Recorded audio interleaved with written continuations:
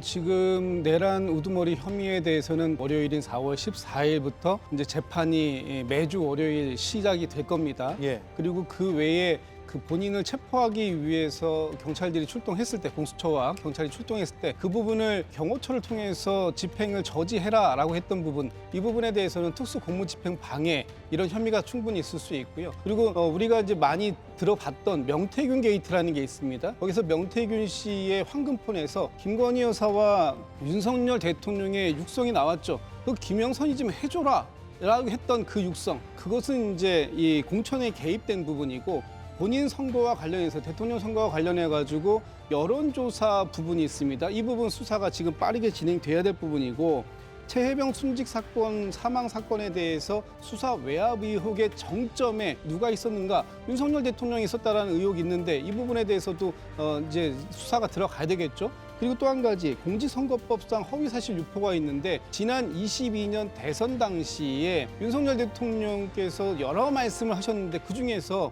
내 장모 최은순 씨가 사람들한테 1원 한 장, 10원 한 장 손에 끼친 적 없다라고 얘기했습니다만, 결과적으로 보면 최은순 씨 구속 기소돼서 형을 살고 나오지 않았습니까? 그리고 김건희 여사와 관련돼서 도이치모터스 주가 조작 의혹, 이것에 대해서도 4천만 원 손해봤다라고 했는데, 지금 검찰 보고서에 의하면 김건희 여사와 장모 최은순 씨 합해서 두 분이 23억의 이익을 본 것으로 지금 되어 있어요. 예. 그렇다면 이 부분에 대해서도 명확한 수사가 필요한 부분이 있고, 특히 대통령 신분일 때는 불소추 특권이라는 부분을 갖고 있었는데 이제 그 부분이 완전히 없어졌다. 좀 전에 말씀드렸던 것처럼 공소시효가 정지되어 있었던 부분이 이것이 풀렸기 때문에 아마도 검찰이 어떤 수사 의지를 가지고 있는지 모르겠습니다만, 검찰, 공수처, 경찰 즉각적인 수사가 이루어져야 되고, 만약에 이 수사가 미진하다고 한다면 지금 국회에서 발의가 되어 있는 특검법 이것들을 통해서라도 시급하게 이 수사 조사가 필요하다라는 부분에 대해서는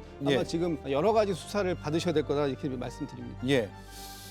말씀하신 그 내용, 김건희 여사의 도이치 주가 조작 의혹에 대한 그 후보 시절의 발언이 있잖아요. 토론회에서. 그 발언 지금 준비가 돼 있는 것 같은데 들어보고 선거법 위반 혐의에 대한 수사 얘기를 조금 더 해보겠습니다. 한 4달 정도 맡겼는데 손실이 났고요. 그 도이치모터스만 한 것이 아니고 한 10여 가지의 주식을 전부 했는데, 손실을 봐서 저희 집사람은 거기서 안 되겠다 해서 돈을 빼고 그 사람하고는 절연을 했습니다. 아무 적이 없습니다. 예, 4달 정도 맡겼는데 손실이 났다. 그리고 절연했다. 인데 말씀하신 대로 23억 원 정도의 수익을 얻은 것으로 여러 조사 결과에서 나타나고 있는데, 손실이 났다라고 후보 시절에 이야기했단 말이에요. 사실관계를 따져봐야 될 부분인 건 확실해 보이네요. 검찰 조사에서 그렇게 나왔고요. 그리고 저 사건과 관련돼서요, 관련자들이 지금 다 처벌을 받았습니다. 한 사람도 예외 없이 처벌받았어요. 동시에 같이 함께 투자했던 손모 씨라는 분, 70억을 태우신 분이에요.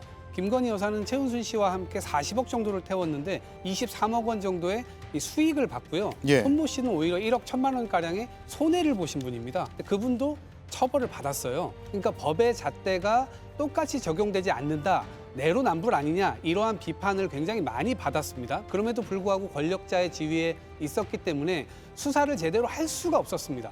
검찰도 이 부분에 대해서는 반성하고 나중에 이 부분 역시도 조사를 검찰이 또 받아야 될 부분도 있을지 모르겠습니다만은, 예. 결국에는 이 부분들도 결국 제자리를 찾아가는 과정이 아니겠나 이렇게 생각을 하고요.